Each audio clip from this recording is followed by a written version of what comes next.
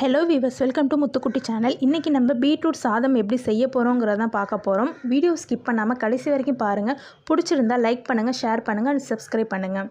இதுக்கு அடுப்பில் ஒரு கடாயை வச்சு 2லேருந்து 3 டேபிள் ஸ்பூன் அளவுக்கு நல்லெண்ணெய் சேர்த்துக்கிறேன்.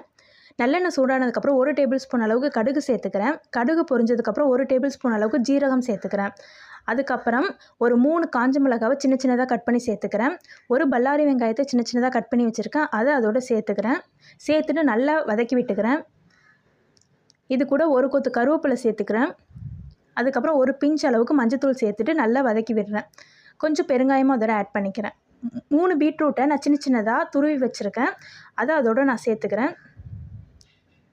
இதுக்கு தேவையான அளவு உப்பு சேர்த்துக்கிறேன். உப்பு இப்போயே போட்டுக்கிட்டிங்கன்னா உங்களுக்கு மிக்ஸ் பண்ண கரெக்டாக இருக்கும். போட்டுட்டு நல்லா கலரி விட்டுக்கிறேன். தண்ணி எதுவும் சேர்க்க வேணாம். பீட்ரூட்டில் இருக்கிற தண்ணியிலே பீட்ரூட் நல்லா வெந்து வந்துடும். பாருங்கள், நல்லா இந்த அளவுக்கு வெந்து வரணும். இதுக்கப்புறம் நான் சாதம் வடித்து ஃபேனில் ஆற வச்சுருக்கேன். உதிரி உதிரியாக இருக்கணும். இதை இப்போ நான் அதோடு சேர்த்து கலரி விட்டுக்கிறேன். முக்கியமாக அடுப்பை சிம்மில் வச்சுக்கோங்க. ஒன்று போல் நல்லா கலரி விடணும். இந்த மாதிரி கலரி விட்டதுக்கப்புறம் டேஸ்ட் பண்ணி பாருங்கள். லாஸ்ட்டாக கொஞ்சோண்டு கொத்தமல்லி சேர்த்து சாப்பிட்டு பாருங்கள். இது குழந்தைங்களுக்கு கொடுக்கலாம், ரொம்ப நல்லது.